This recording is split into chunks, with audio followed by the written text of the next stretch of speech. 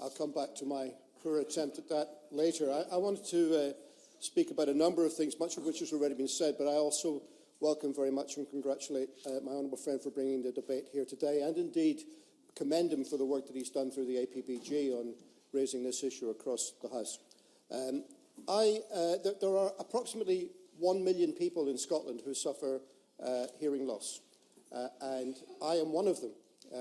About 15 years ago, I began to find that my hearing was deteriorating, and I didn't do much about it. I was just very irritating with my friends and family, not hearing things. But eventually I was persuaded to go and get some treatment. And I was diagnosed, and I've got a problem of degeneration in the inner ear, which is an inherited trait that I've got. It means that I can't hear some frequencies, but I can hear others. So some frequencies I hear at full volume, others I hear at just 30 or 40%, and that means that I lose a lot of the sense of what people are saying to me. And I am beyond gratitude for NHS Lothian and our public health service and what they have been able to do for me. I wear hearing aids like my honourable friend too, and the degree of technology and sophistication in these little things is really quite remarkable. These are many computers in here that take in all frequencies and decide to boost the ones that I am weak on. And it means that I can, by and large, hear relatively normally. Having said, and I also want to place on record the efforts of the House authorities, in particular the loop in the chamber, I find very, very effective indeed. Of course, there are still drawbacks. Those who, like me, wear hearing aids will be aware of this as well. For example, when I'm in the chamber taking part in the debate and I have the setting on for the loop, if a colleague says something sitting beside me, I don't get it. I have to actually reprogram the aid and try and find out what they're saying, or just nod and pretend I've got the gist of what they were saying to me, which happens quite often as well. And of course, with these ones, I notice they can be irritating to me and to other people in close proximity with the degree of feedback you sometimes get and the whistling sound. But it's worth putting up with these minor drawbacks, I think, to be able to take advantage of this great technology. And as I say, I have got these on the NHS, and I am very, very grateful indeed to receive them. I think these instruments I have, I know they're state-of-the-art technology, and they match anything that's available in the private sector. And in fact, I have some friends who either through inclination or ignorance have decided to go private to some of the agencies in the high street that try and retail hearing aids, and they've got a service which is far inferior to mine, and eventually, on my advice, they go to the local audiology department and get better treatment. So that's just something of why I have a particular interest in this debate. But of course, I'm mindful also that this is probably one of the most common disabilities we as a species suffer. There's probably more of my constituents who suffer hearing loss than actually voted for me on June the 8th. That's how prevalent the situation is. And therefore, I wanted just to spend a little time, because others have mentioned it, talking about the situation in Scotland, particularly with regard to BSL. You would see from, anyone BSL users watching what I did at the beginning will understand that I cannot sign, but I tried to learn that opening line because I know as time goes on I will want to learn BSL, and it will be something that I rely upon in later years. Therefore, it's very important to me, but it's important to me in the here and now because of so many people for whom that is a vital means of communication. Now, it's been referred to already that in 2015, the Scottish Parliament passed the BSL Scotland Act. It did so through an initiative from an individual MSP who decided to bring this to the Parliament. In fact, not one of mine, a Labour MSP, and it was passed with every party, all 5 parties in full agreement. It was passed unanimously. And one of the key things that act did was to launch a process to establish a national action plan to promote and develop BSL in Scotland, with the simple objective of making Scotland the best place in the world to be a BSL user and to live and work and play. That was the simple objective. And I say this, colleagues, not to blow Scotland's trumpet, although it is part of my brief to do that, and not to say that Scotland is better than the rest of the UK, but simply to say that if you take the time and sit down and talk about these things and draw up a plan, you'd be surprised at just how much can be done. And I do ask the Minister and ask the government to look at the situation now that's developing in Scotland and maybe see how much of that could be replicated on a UK-wide basis. The national plan was published in September. It's quite detailed, 70 targets. I'm not going to go into them all. It's available on the Scottish Government website. But before I mention some of the individual targets, see, I think what's really important about this was the process. Because once you actually provide the time in a parliament for a discussion that leads to legislation, and you have got the statutory force of these discussions taking place, things begin to go on the agenda and come out of the woodwork that you never thought about. And it's a stimulus to all manner of people in civic society and in government agencies to think about how they can actually improve the situation. So there are 70 detailed targets set here for the next 3 years. I mean, just to give you a flavour of them, the very first one, by the way, is to look at how we can build into the 2021 census a question or a series of questions which identify in detail the number of BSL users that are taking part in that census so that we have the data on which to plan in the future. Target 10 talks about early years, improvement in the early years service to make sure that young children of BSL users, young deaf children, have got access to those services.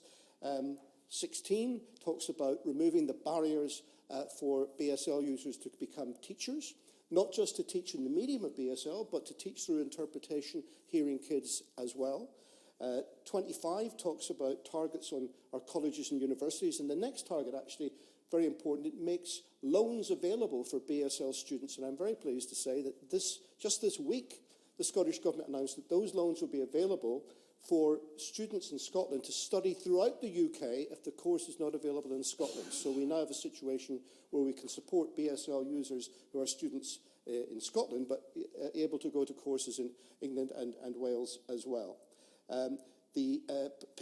Target 39 is about health. It's about making sure that all of our health screening programs and our immunisation programs have got the medium of BSL built into them so that BSL users have full access to that. 48 is about sport. 53 is about placing obligations on transport providers, on our rail and bus providers, to make sure that they understand the needs of BSL users and have that available as a means of communication. 57 is about access to the arts. Target 63 is about making sure our fire and emergency services and our police service understand the needs of BSL users and have a facility to be able to communicate with them on that basis. And finally, the last one I'd pick out is that there's a target in there as well to actually improve electoral participation, improve voting by BSL users in the political process. So a series of very good targets, but probably the best thing about them is the way in which BSL users themselves have bought into the process and have become part of developing this action plan. And a full £1.3 million has been provided to a number of deaf voluntary organisations to monitor how these targets develop and how they are implemented. And then in 2020, the intention is to come back with a full government review across all agencies to make sure that we look at the next stage. So these are practical, achievable steps that can be taken, many of which don't involve a lot of money. They actually can be done within existing budgets. They require changes in attitudes. So I think, again, just to say the importance of having a statutory framework and setting all these things down as targets for government agencies and giving it that statutory force cannot be underestimated. And I know there's always pressure in the legislative programme, but it's to have a UK BSL Act that would do some of these things wouldn't take a lot of parliamentary time. It needn't be a very complicated bill. It could be focused upon, and I think, that even if we have to give up 3 hours, a backbench debate or two in order to get this through, I think it would be something worth doing. And I'm sure if the government were to take an initiative, they would find all parties commending them and being part of it. Finally, I wanted to talk about the situation of access to work as well.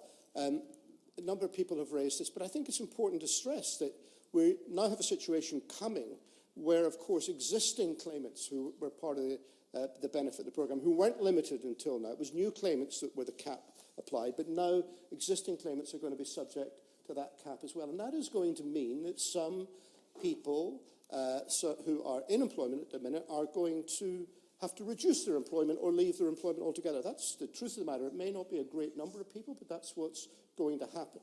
And I note that the DWP themselves say that only about 267, I think, is the number of people they estimate will be affected by the cap. I mean, I have to say to colleagues, that's not a great number of people. And this really does look like penny pinching when you compare this to the scale of the DWP budget. So you are happy to give way? I'm grateful to the honourable gentleman for giving way. The early statistics were saying that for every pound spent on access to work, the Treasury was actually getting a cost-benefit analysis plus, which was £1.34, £1.50. And of course, a lot of the people that he's describing are senior professionals, chief executives, etc. They'd be on 40% tax. So it's an investment which actually will give the Treasury more money back than just the basic. I couldn't agree more, because if you've got somebody in work and getting the support through the scheme, then not only are they earning money and paying tax, but the people who are supporting them are earning money and paying tax as well. So, you know, there are all sorts of ways in which this makes sense. But my key point is that given the small number of people who are affected, you know, is this really worth it? Would it not be better just not to have the cap and then assess the situation later on? Because I say this, I mean, look, the reason why it's expensive is because the nature of the support that people need in this part of the programme, if you are deaf and a BSL user, it is expensive, you know, and it's expensive because it's undertaken by hard-working professional people like these who have trained very hard for the job that they do. Now, it might be that at some stage in the future, the developments in audio technology and computer graphics will be such that we'll get an app on our smartphone that will turn speech into sign in a way that works. Who knows? But that's for the future. For now, we need professional human beings to be able to provide this service. And I think we should accept as a society that for the limited number of people that are affected by this, that is a price that's worth paying. And perhaps look at other ways rather than the cap and rather than restricting the services provided to reduce costs. Finally, I'd just like to finish by talking about the Parliament itself and some of the things that we might be able to do here. This has been touched. I think it's wonderful that we have these proceedings signed today. I don't know why we don't have a signer standing beside the Speaker's chair, to be honest, and, you know, filmed for all of the proceedings in our Parliament. When you think of the amount of money we spend in this place, the number of staff that we have, the amount we spend on maintenance, the amount we're going to spend on refurbishment, I mean, it's not that big a price to make sure that the 30 hours a week or whatever that the Chamber is actually in operation and debating, that there is a signer there doing it both for the people in the Chamber, but doing it more importantly for the people who are watching online or the people who are recording the proceedings and wish to check back on it. Another thing that we could do, of course, is that you members, colleagues will be aware that there's a scheme in the Parliament which I haven't taken advantage of yet, but I'm sure some have, where you can get tuition in a foreign language. Why don't we add BSL to that? Why don't each of us as MPs have an opportunity to learn BSL as part of our professional development as members of Parliament, so that we're better able to communicate with our own constituents and so that we're better aware of the needs of this technology. So that's all I have to say, Ms. But I just end by again stressing the central point, I think, that I want to make, which is that you cannot underestimate the importance of having a legislative framework and the sense of purpose that that gives to civil society, to statutory agencies, and the sense, I suppose, of worth that it also gives to those people who are looking for us to respond to their needs in this area.